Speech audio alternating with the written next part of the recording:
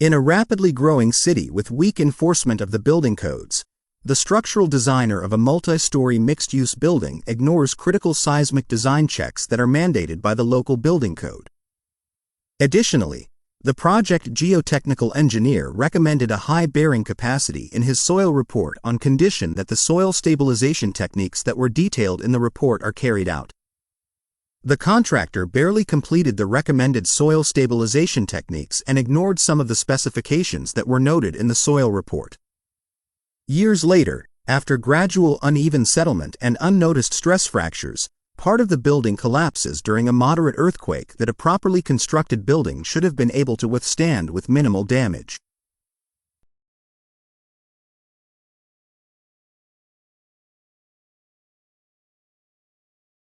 A shopping mall is built in a country with a mechanical code that lacks proper provisions on the installation of gas lines and ventilation systems.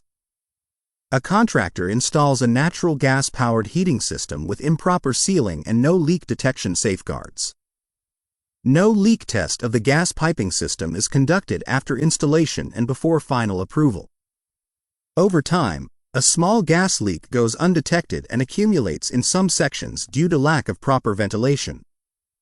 Eventually, an electrical spark triggers a massive explosion in a confined utility space where some of the gas had accumulated.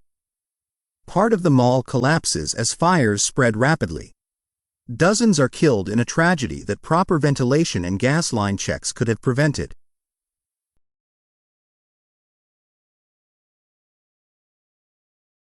In a bustling coastal city, a nightclub is overflowing with patrons and the emergency exits have been locked and turned into temporary sitting areas to accommodate the revelers.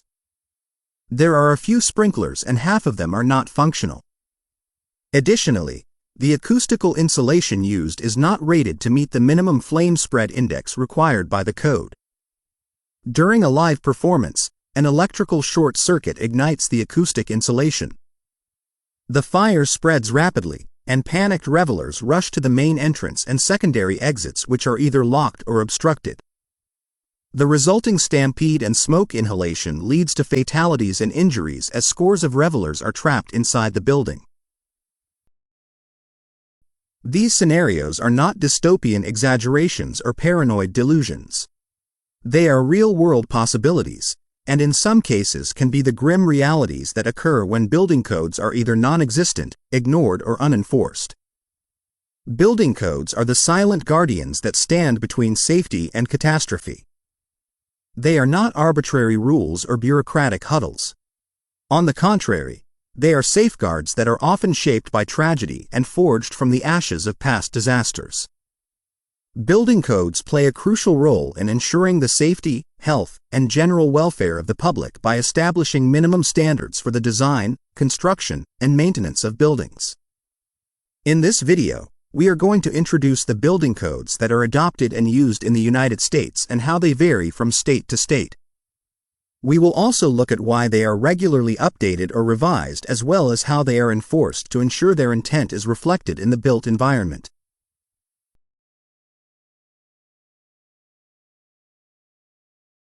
The United States does not have a nationwide building code that is mandated at a national level. Building regulations enforced by most municipalities are based on model codes developed by private organizations and subsequently adopted by state and local governments. The most widely used building codes in the United States are the international codes or the I codes, which are developed by the International Code Council or ICC. The I codes are adopted in nearly every state or jurisdiction in the United States. This video will primarily focus on the I codes, which are a family of multiple coordinated modern building safety codes that help ensure the design and construction of safe, sustainable, and affordable structures. The I code family includes the following individual codes. The International Building Code or IBC for commercial and multifamily residential buildings. The International Residential Code or IRC for 1 and 2 family dwellings. The International Existing Building Code or IEBC for alterations and repairs to existing structures. The International Plumbing Code for plumbing systems in buildings including water supply systems, sanitary drainage systems, storm drainage systems, and other elements of the plumbing system. The International Mechanical Codes for mechanical systems in buildings, including HVAC systems, refrigeration systems, fuel gas systems, and other systems that are classified as mechanical systems. The International Fire Code (IFC) for fire prevention and protection measures. The International Energy Conservation Code or IECC for energy efficiency standards and others. In addition to the ICC's I codes, other important codes and standards include the National Electrical Code or NEC, which is developed by the National Fire Protection Association or NFPA and widely adopted to regulate electrical installations. Then there is the Uniform Plumbing Code or UPC and the Uniform Mechanical Code or UMC, which are both developed by the International Association of Plumbing and Mechanical Officials. Each of these codes addresses specific aspects of building safety and design. Together, they create a comprehensive framework for safe construction practices. As we have mentioned, the international codes or I codes are widely adopted throughout the United States. These codes serve as model codes that provide a baseline for building safety, fire protection, energy efficiency, and structural integrity. Model codes are not legally binding by themselves but become enforceable when formally adopted by a state or local jurisdiction. Because every region may face different environmental conditions, construction practices, or regulatory priorities, most states and local jurisdictions do not adopt the I codes exactly as published. Instead, they introduce local amendments that reflect specific needs or preferences. These amendments might address climate-related issues such as snow loads or hurricane resistance, regional construction materials, or administrative procedures unique to that area. Importantly, these local amendments apply only within the state or jurisdiction that enacts them. To distinguish these customized versions from the original I codes, jurisdictions typically rename the final document. A common practice is to replace the word international with the state or jurisdiction's name. For instance, the International Building Code with California-specific amendments becomes the California Building Code in California, while the amended version in Florida becomes the Florida Building Code. This naming convention helps building professionals, code officials, and designers quickly identify the version of the code in force and understand that it includes modifications specific to that region. Generally, there are three broad approaches adopted by different states as far as the adoption of building codes is concerned. The first approach involves adoption at state level without local amendments at local levels such as cities and counties. The second approach involves adoption at state level but allows local municipalities to make and adopt local amendments. The third approach involves the adoption of building codes at the local municipality levels without state-level adoption or oversight. Let us look at three examples to illustrate how the I codes are adopted by various states. In Florida, building codes are adopted at the state level to ensure uniform safety and construction standards. The Florida Building Code, developed and maintained by the Florida Building Commission, serves as the primary regulatory framework for construction across the state. This code supersedes all local building codes and is updated every 3 years, with interim amendments as needed to address specific issues or advancements in construction practices. The enforcement of the Florida Building Code is mandatory and is carried out by local governments under the guidance of the Department of Community Affairs. This centralized approach aims to enhance compliance, accountability, and resilience against natural disasters such as hurricanes, which have historically impacted the state. In California, building codes are adopted at the state level. However, local jurisdictions have the authority to amend these state codes, provided their amendments are more stringent. These modifications must be justified by findings specific to the jurisdiction's climatic, geological, or topographical conditions. For example, areas prone to earthquakes or wildfires may implement stricter building requirements to address these risks. Local amendments must align with state laws and are subject to review to ensure they meet broader safety objectives. While California and Florida have statewide codes, Kansas does not enforce a statewide building code. Instead, The state allows local jurisdictions to create, adopt, and enforce their own building codes based on community needs.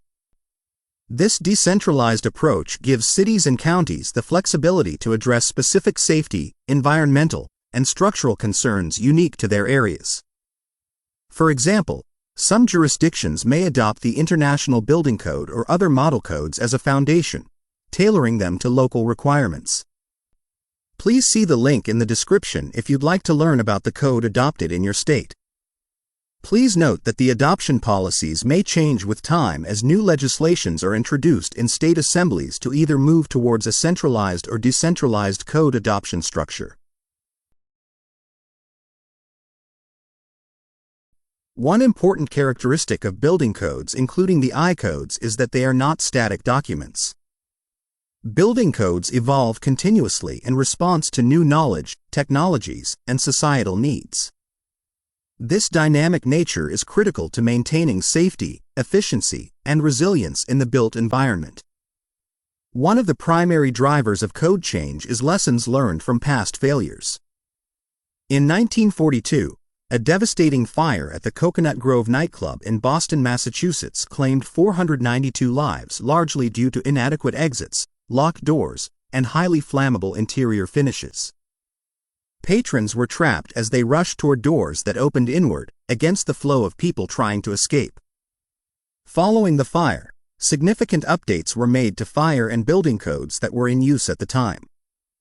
The changes included a minimum number of exits and exit doors that opened in the direction of exit in places of assembly. Additionally, emergency lighting and clearly marked illuminated exit signage were required.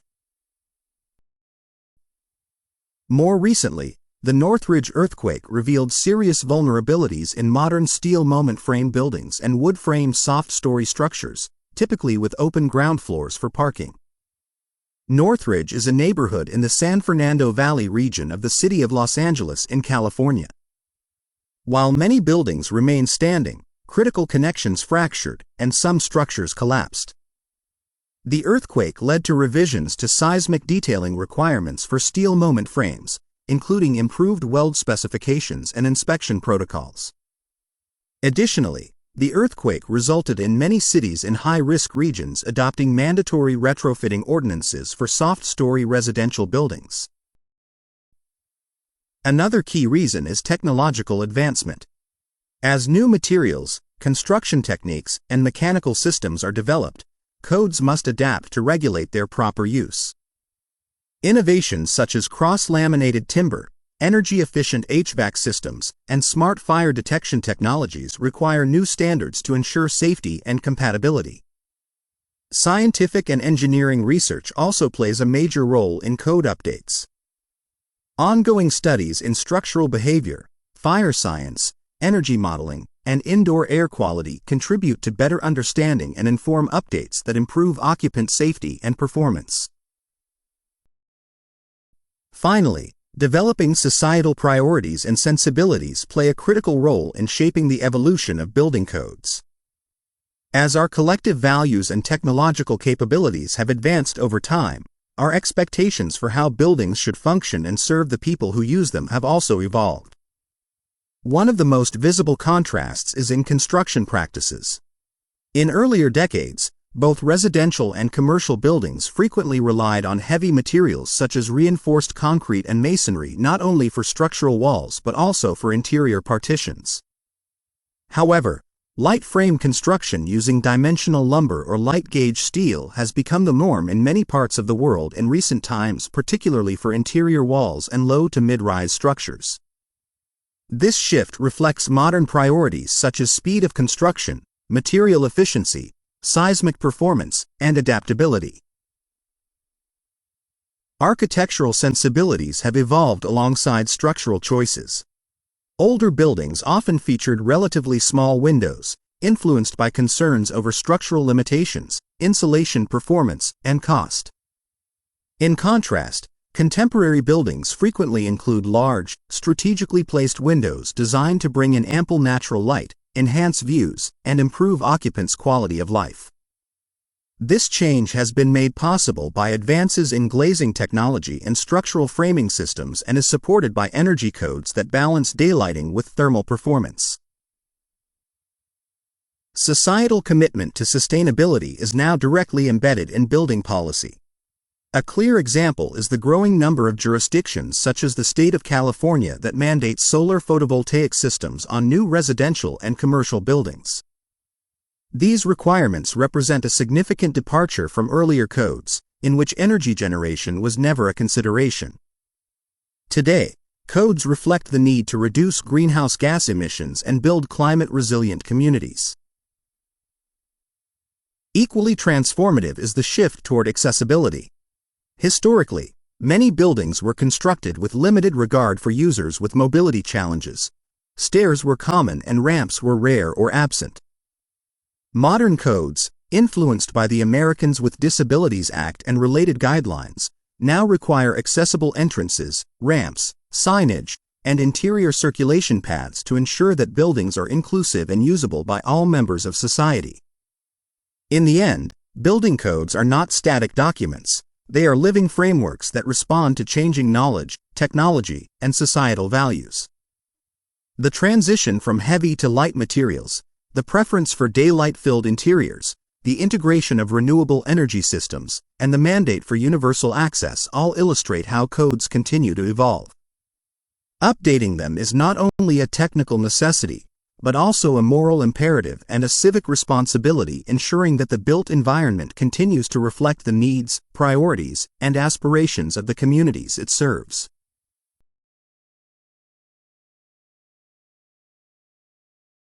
The adoption of building codes is only one part of the process. The other equally critical part is the effective enforcement of the code. For the most part, building code enforcement is done at the local municipality level and typically involves the following processes. The first stage is the plan review.